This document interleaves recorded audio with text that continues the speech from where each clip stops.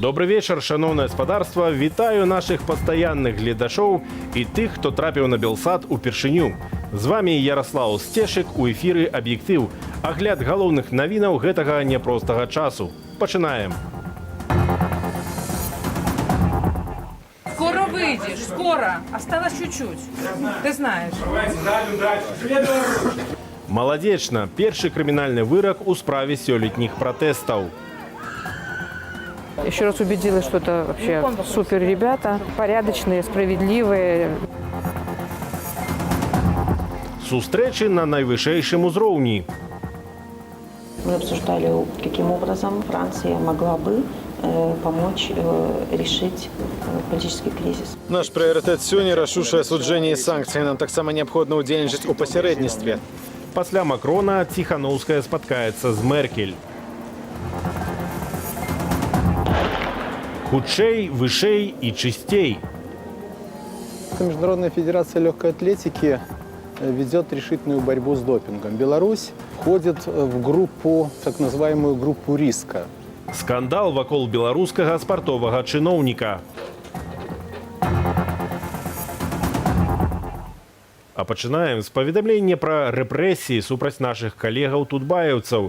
Міністэрства інфармацыі прыпыніла статус СМІ для парталу «Тутбай» да канца года. Загад міністра Ігара Луцкага рэдакцыя атрымала сёння. Гэта значыць, што з 1 кастрычніка нашы журналісты не змогуць нармальна працаваць на акцыях пратэсту, таму што ў іх не будзе афіцыйнага статусу журналістаў і іх сілавікі могуць да іх ставіцца як да ўдзельнікаў акцый пратэсту.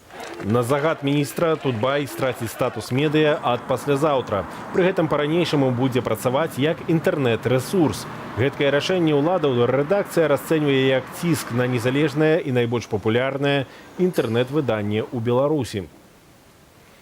Апроч Міністэрства інфармацыі на журналістаў цісне і ведомства Юрыя Караева. Сёння ўпраўленне ўнутраных справаў гарадзенскага гарвыканкаму зазначыла, што людзі ў камізэльках з надпісам «Прэса» і дакументамі, цытата, «нявызначанага ўзору» будуць расцэньвацца на масавых мерапрыемствах як удзельнікі, ды, адпаведна, несці за гэта адказнасць. Хаця вядома немала выпадкаў, калі ад затрыманняў ды арышту не ратуе нават афіцыйная акрэдытацыя. Хрысціна Чарняўская. Сёння ў Менску пасля 72 гадзінаў зняволення з ізалятару часовага ўтрымання выйшла журналістка-фрылансерка Марыя Грыц. Яшчэ учора суд Заводскага раёну аштрафаваў яе на 540 рублёў нібы за ўдзел у несанкцыянаваным мерапрыемстве, але за кратаў яе не выпусцілі. Мы чакаем, уже людзі перасталі выходзіць адусюль. І тады зразумелі, што нешта, можа, затрымалі, просто нешта затрымалі з паперамі. І тады мы зразумелі ўсё ж такі, што нешта не так. Я адзін пайшоў да ІВС, да дзвярэй, і запытаў у іх, што, в прынцыпе, там адбываецца. І мне сказалі там канкрэтна, што Марыя Грыц у нас, на яе прывезлі з РАУС яшчэ адзін пратакол. На журналістку склалі пратакол за непадпарадкаванне патрабаванням міліцыянтаў падчас затрымання на апошнім жаночым маршы. Справу разглядалі ў тым жа судзе і па выніку адправілі на дапрацоўванне. Сёння быў цырк насамрэч, таму што ў мяне, па-першае, быў той жа сведка, які ўчора. Учора ён казаў, што ён бачыў, як мяне затрымлівалі а 3 гадзіне у адным месцы, а сёння ён ужо бачыў, як мяне а 5 гадзіне затрымлівалі ў іншым месцы. І не гледзячы на тое, што это відавочная супярэчнасць, суддзя вырашыў, што надо працу дапрацаваць. Пасля 15 сотняў арышту жодзінскага ізалятару выйшаў журналіст выдання «Прэсбол» Сергей Шчурко. Такі тэрмін ему прызначылі як удзельніку несанкцыянаванай акцыі. Следователи с 1937 года были впечатлены с той скоростью, знаменитой тройки, да, калининские, с какой меня судили в Первомайском ровде города Минска. То есть, мне кажется, все было предрешено заранее, то есть мне еще сказали потом, вы знаете, у вас же еще и штрафы за превышение скорости есть. Сёння у Гомлі на волю мусіў выйсці журналіст Еўген Меркіс пасля 15 дзён арышту. Аднак яго пакінулі пад вартаю на 12 сотняў, што засталіся ў Еўгена яшчэ са жніўня паводле пратаколу за ўдзел у несанкцыянаваным мерапрыемстве. В регионах есть такая тенденция, что ціснуть на конкретных журналистов. Много раз за гэты год их уже затрымлівалі, складали протоколы, штрафовали, сажали на сутки. Безумоўно, в регионах працаваць значна цяжэй. Улады ствараюць такія умовы, каб просто гэты чалавек не змог працаваць. Сёння ж Менскі суд Кастрычніцкага раёну асудзіў журналіста журналістку-фрилансерку Алену Донар на 15 сотняў арышту і 1350 рублёў штрафу паводле 2 артыкулаў. Удзел у несанкцыянаваным мерапрыемстве і непадпарадкаванне міліцыянтам. Алену затрымалі падчас апошняга жаночага маршу. Глобальна ўлады ажыццяўляюць такі ціск на журналістаў для таго, каб калегі не асвятлялі мерапрыемствы, не асвятлялі грамадска-палітычнае жыццё. І гэта як журналісты Белсату, так і журналісты іншых выданняў, якія здымаюць акцыі. Пастаянна у нас фотакарэспандэнтаў збіваюць, затрымліваюць, забіраюць флешкі, все накіравана на тое, каб яны не хадзілі на акцыі. Паводле звестак Беларускай асацыяцыі журналістаў, з пачатку 2020 года зафіксавана 344 выпадкі ціску на журналістаў. Асабліва заўважным гэта стала з пачаткам правядзення прэзідэнцкай кампаніі. З 9 жніўня вядома пра 207 выпадкаў затрымання і 54 гвалту. На гэты момант за кратамі застаюцца 11 журналістаў. Хрысціна Чарняўская, Белсат. Першы крымінальны прысуд у справе сёлетніх пратэстаў супраць дыктатуры. У Маладзечні суддзя Вікторыя Паляшук адправіла ў калонію агульнага рэжыму Уладзіслава Еўстігнеева і Паўла Пяскова на 3 гады і на 3 гады і 3 месяцы адпаведна. Яны ўдзельнічалі ў чэрвеньскім інцыдэнце штурханіні з амапам, калі міліцыянт даставаў пісталет, каб разагнаць людзей. Наста Каханович. Все нормально, не бачите, у меня все Паша, нормально. держись. Держись, Паша. Пашка, мы с тобой. Павел Пяскоў часткова прызнаў віну, але сцвярджае, што намеру нашкодзіць міліцыянтам не меў. Гэтак, як і другі асуджаны. 17 верасня Павел быў пад вартаю. Прысуд 3 гады і 3 месяцы калоніі агульнага рэжыму. Роўна столькі прасіў прокурор Сергей Габрукович. Надежда была, что будет домашняя химия какая-нибудь. То есть, то, что оправдания не будет, это точно. А касаемо, что заключат под стражу и на такой срок, конечно, неожиданно. 25-гадовага Уладзіслава Еўстягнеева арыштавалі ў зале адразу пасля агалашэння прысуду. Да гэтага арышт быў хатні. Суддзя Вікторыя Паляшчук пакарала яго 3 гадамі калоніі агульнага рэжыму. Человек, который обвиняется в совершении преступления, которое относится к категории менее тяжкого, а это менее тяжкое преступление, то есть до 5 лет лишения свободы максимально было, они, в принципе, с практики им не назначается лишение свободы. Потому что у него действительно как до совершения преступления, так и после совершения преступления было поведение безупречное. 19 чэрвеня падчас ланцуга салідарнасці міліцыянты заштурхалі ў бус Мікалая Алейніка. Людзі побач сталі крычаць. Уладзіслаў Еўстягнееў, Павел Пяскоў патлумачылі ў судзе, што прыбеглі на крыкі, ды хацелі спыніць канфлікт. Паводле абаронцы Уладзіслаў нават не разумеў, што ён у гэты момант быў на несанкцыянаваным мерапрыемстве. Міліцыянты яму гэтага не патлумачылі. Присутствовала практически на всех заседаниях суда, на заседаниях Паши Пескова и Владика Еўстігнеева. Еще раз убедилась, что это вообще супер ребята, порядочные, справедливые. Паводле судмедэкспертаў пацярпелых амапаўцаў Яўгена Баранова ды Вячаслава Яковенкі драпіны на руцэ і назе. Аднак адпаведных фото ў судзе не было. І самыя пацярпелыя прысутнічалі толькі на першым паседжанні пра скайп-злучэнне. Праваабарончы цэнтр «Вясна» ўжо заявіў, што будзе падымаць пытанне о прызнанні асуджаных хлопцаў палітычнымі зняволенымі. Скоро выйдешь, скоро. Осталось чуть-чуть. Ты знаешь. Живи! Наста Каханович, Белсат. Працягваем выданне «Аб'ектыву». Святлана Ціхановская, якую у еўразвязе называюць адзінаю лідаркай, абранай беларускім народам, у сталіцы Літвы сустрэлася з Эмануэлем Макронам. Прэзідэнт Францыі паабяцаў дапамогу ў развязанні палітычнага крызісу ў Беларусі. Наступная сустрэча на найвышэйшым узроўні неўзабаве. Святлана Ціхановская абмяркуе ўзаемадзеянне з краінамі еўразвязу з канцлерам Нямецчыны Ангелай Меркель. Паабяцаў дапамагчы ў перамовах з Лукашэнкам ды запрасіў выступіць перад французскім парламентам. Прэзідэнт Францыі Эмануэль Макрон сустрэўся са Святланай Ціхановскай падчас візіту ў Літву. Размова вялася пра магчымы ўдзел Францыі ў арганізацыі дыялогу з уладамі Беларусі для правядзення новых выбараў. Встреча была очень теплой. Я очень рада, что господин Макрон детально знает о ситуации в Республике Беларусь и готов всячески поддерживать белорусский народ. Мы обсуждали очень много вопросов, в частности, каким образом Франция могла бы помочь решить политический кризис. Французскі лідар заявіў, што будзе дабівацца, каб пасярэдніцтва ва ўрэгуляванні крызісу ў Беларусі ўзяла на сябе АБСЕ.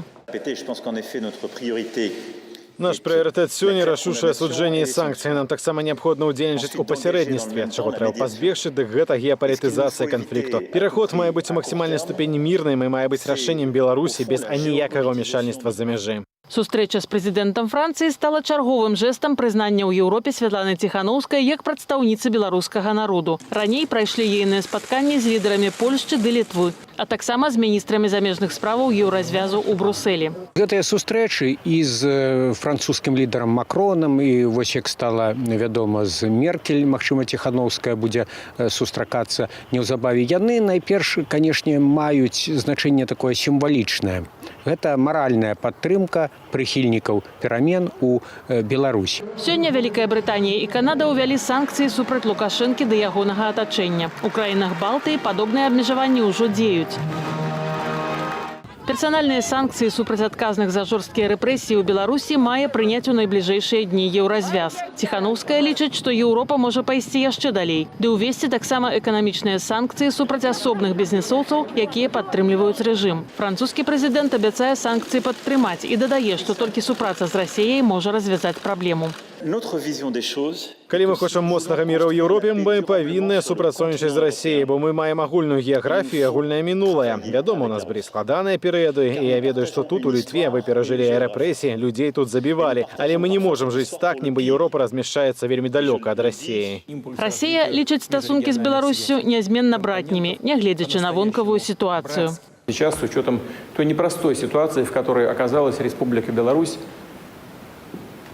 в том числе в условиях беспрецедентного внешнего давления после президентских выборов, хотел бы еще раз повторить. Отношения России и Белоруссии не подвержены ни времени, ни конъюнктуре. Имеют под собой прочный фундамент. На думку Александра Класкоўскага, Еўропа не спяшаецца назваць Святлану Ціханаўскую прэзідэнткаю, між іншага і таму, каб не ўваходзіць у канфрантацыю з Крамлём, які вынікі выбараў у Беларусі прызнаў. У Еўропы, у прынцыпе, абмежаваныя вагары уздзеяння на беларускую сітуацыю. Плюс Еўропа яшчэ баіцца, што калі мацней стане націскаць, дык уштурхне Беларусь у Расію. І такая рызыка сапраўды існуе. Крэмль жа, як бачым, у яго ўплыў значна большы, але у Крамля свае планы ў галаве, і гэтыя планы небяспечныя для беларускай незалежнасці. Таму адзіным чыннікам, які можа і абараніць незалежнасць Беларусі і дамагчыся змены ўлады ў краіне, застаецца палітычная актыўнасць беларускага народу, лічыць палітолог. Ірына Дарафейчук, Белсат. Небяспечны прэцэдэнт. Натаўскі самалёт збіў самалёт Арменіі, якая разам з Беларуссю уваходзіць у АДКБ, Арганізацыю дамовы калектыўнай бяспекі. Прынамсі, армянская Мінабароны заяўляе, што турэцкі знішчальнік F-16 збіў армянскі штурмавік Су-25 над Нагорным Карабахам. Улады Турцыі ды іх саюзніка Азербайджану называюць гэтую заяву дэзінфармацыяй.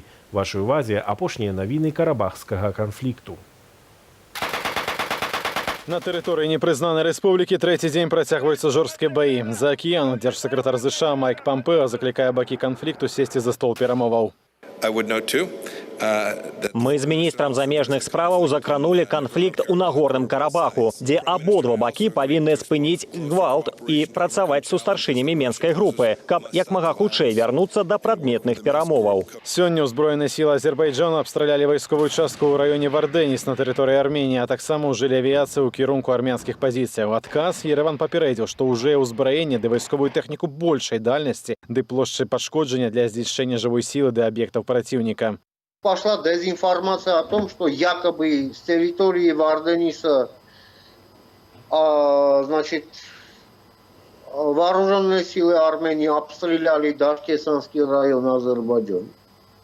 Буквально через несколько минут после этого последовал удар беспилотником по Варденису. Сгорел автобус, благо там людей не было, пострадавших людей нет. Пра дакладную колькасць загінулых з абодвух бакоў казаць складана. Доступ да сайту Міністэрства абароны Арменіі часова практычна няма. Паводле звестак мясцовых адмыслоўцаў ды медыяў за сотні былі забітыя 84 вайскоўцаў. У сваю чаргу сайт Мінабароны Азербайджану маўчыць. У прэсе абедзвюх краінаў пішуць пра сотні загінулых з абодвух бакоў. Министерство обороны Азербайджана заявило про больше 550 забитых у Нагорном Карабаху армянских вайскоўцаў. Раней у Ереване казали, что падчас баявых сутыкненняў загинули больше за 200 вайскоўцаў Азербайджану. Свое падтрыманне Азербайджану сёння абвесціў міністр замежных справаў Турцыі. Краіна гатовая надаць вайсковую дапамогу.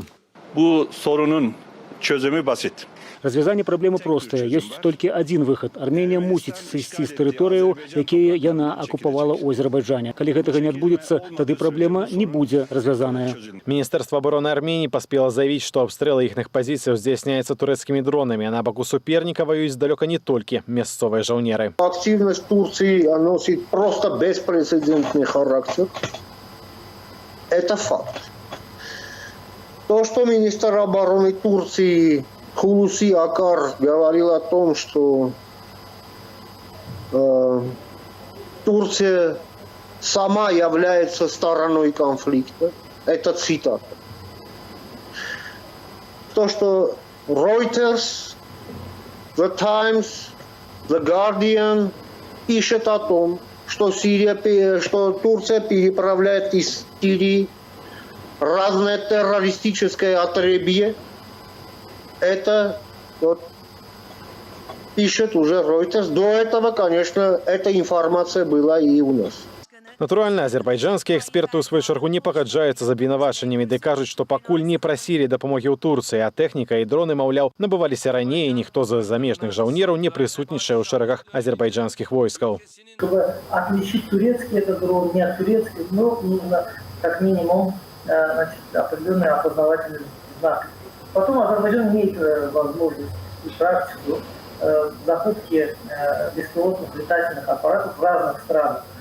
И в Израиле мы никогда это не скрывали, в Турции. Что касается военных, замеченных военных, ну, вы знаете, насколько я знаю, воюют азербайджанские силы, нет здесь именно на передовой не действуют турецкие силы, они не задействованы в военных операциях. Эксперт падкрэслівае, пра дапамогу Турцыі можна будзе казаць толькі ў тым выпадку, калі канфлікт падтрымае хтосьці звонку. Расія пакуль што заклікае бакі не падліваць алею ў агонь.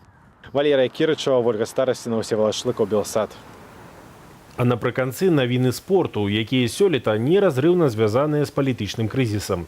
Прызначэнне Івана Ціхана старшынём Беларускай федэрацыі лёгкай атлетыкі асудзілі ягоныя калегі. Спартоўцы кажуць, што Ціхана прызначылі за лаяльнасць Александру Лукашэнку. Кандыдатуру спартовага чыноўніка крытыкуе і Міжнародная федэрацыя лёгкай атлетыкі, бо кідальнік молата раней быў двойчы дыскваліфікаваны за ўжыванне допінгу. Александр Пуціла працягне тэму. Злавілі на допінгу, дык ніякіх кіроўных пасадаў. Прэс-сакратар Міжнароднай федэрацыі лёгкай атлетыкі Данкан Маккей у інтэрв'ю выданню Inside the Games.biz падзяліўся сваім незадавальненнем з гэтага прызначэння. Федэрацыі сябры праводзяць выбары згодна са сваімі ўласнымі канстытуцыямі ды кангрэсамі, што, як мы разумеем, было зроблена і ў гэтым выпадку. Аднак сёння ніводная асоба, якая адбыла допінгавую дыскваліфікацыю, не павінная займаць афіцыйную пасаду ў органах ці структурах Міжнароднай асацыяцыі лёгкаатлетычных федэрацыяў. Аўтар нагадвае, што Івана Ціхана пазбавілі срэбнага медаля Алімпіяды 2004 ў Афінах да чэмпіёнскіх тытулаў чэмпіянатаў свету 2005 і чэмпіянату Еўропы 2006 гадоў, пасля паўторнага тэсту на допінг у 2012. Самы дасведчаны ў лёгкаатлетычнай тэме з беларускіх журналістаў аўтар прызболу Барыс Тасман не бачыць у гэтай сітуацыі палітычнага моманту, але рэакцыю галоўнага органу міжнароднай лёгкай атлетыкі называе прадказальную. Дело в том, что Международная федерация легкой атлетики ведет решительную борьбу с допингом. Беларусь в числе 4-5 стран входит в группу, так называемую группу риска, вместе с Кенией, Эфиопией, Бахрейном и Украиной. Свой погляд на заяву прэс-сакратара Міжнароднай федэрацыі лёгкай атлетыкі выказала неаднаразовая пераможца ды прызёрка чэмпіянатаў свету і Еўропы ў штурханні ядра Надзея Остапчук. Его, видите, больше волнует собственно, именно с допингом, чем то, что по политическим мотивам назначают, либо выгоняют из сборной. С другой стороны, его назначение того же Ивана, это оно больше политически мотивировано, тогда Вот тут можно действительно спорить, что там выборы были не демократические, не честные, выбрали там кандидатуру безальтернативную поставили. Тое, што Ціхана на пасаду рэкамендаваў сам Лукашенко, вынікае з перад інаўгурацыйнага выступу ў горадні дзейнага кіраўніка краіны, калі той падзякаваў былому спартоўцу за падтрыманне на выбарах, а значыць, стаўся паводле Лукашэнкі патрыётам. Але паводле Барыса Тасмана гэты выпадак значная іміджавая страта Беларускай федэрацыі лёгкай атлетыкі. Международная федерация легкой атлетики не может отменить решение об избрании Тихона. Это внутреннее дело Белорусской федерации легкой атлетики, БФЛА. Однако у них есть соответствующие отношения. Есть положение World Athletics, по которому не приветствуется избрание лиц, увлеченных в использовании допинга, в выборные органы мировой легкой атлетики. Поэтому будет соответствующее отношение просто к нашей федерации. Это всегда неприятно. Прызначэнне зверху мясцовых кіраўнікоў, суддзяў ды спартовых чыноўнікаў звычайная рэч для нашай краіны, аднак вельмі далёкая нават ад стандартаў міжнароднага спорту. Александр Пуціла, Белсат. Гэта не ўсё. Адразу пасля аб'ектыву ў размове Калінкінай даведаемся, як беларускія рабочыя могуць перакуліць рэпрэсіўную сістэму ўлады. А я з вамі развітваюся. До сустрэчы.